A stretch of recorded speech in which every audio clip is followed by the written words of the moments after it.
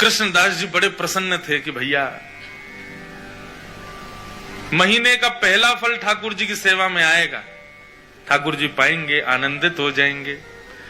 रसोईया स्नान ध्यान करके जैसे ही रसोई घर में गए, पूरी रसोई खोज ली, लेकिन महाराज फल नहीं मिला, कोई ले गया उसको वहां से। बाहर आके कृष्णदास जी से कहा, बोले कि कृष्णदास जी अंदर तो फल है ही नहीं।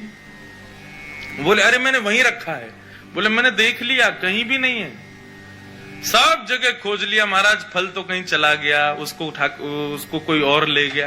कृष्णदास जी बड़े व्याकुल हो गए। बोले एक तो मैं अपने लाला की नाक बचावे के काजे राजा के सिपाहियन से लड़ झगड़ के लायो, 2 रुपया के फल को 100 रुपया को लेके आयो, कितनी वस्तु बेच के आ गए हो। इस बात का दुख नहीं कि इतना महंगा लाया, इस बात का दुख नहीं कि इतना लड़के लाया, इस बात का दुख कि ठाकुर जी उसको पा ना पाए, कोई और ले गया। बड़े दुखित बैठे थे मंदिर के अंदर। उत्थापन का समय, अन्य फलों का भोग ठाकुर जी को लगा दिया,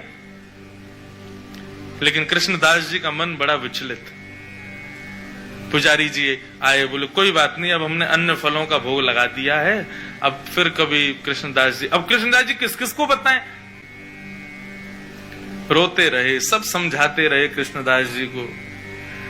उत्थापन का भोग जब अनौसर हुआ और पुजारी जी ने बाहर आकर के जैसे ही कपाट खोलने की घोषणा की, सब दर्शनार्थी खड़े हो गए। कृष्णदास जी के भी नेत्र लाल पड़े थे। जैसे ही कपाट खुले तो क्या पाया, ठाकुर जी के उर्ध बाहु के ऊपर वही फल रखा जाता जो कृष्णदास जी लेकर के आए थे।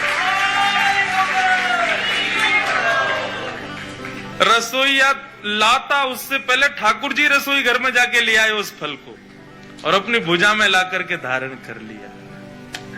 जैसे ये दृश्य कृष्णदास जी ने देखा, मूर्छित हो गए।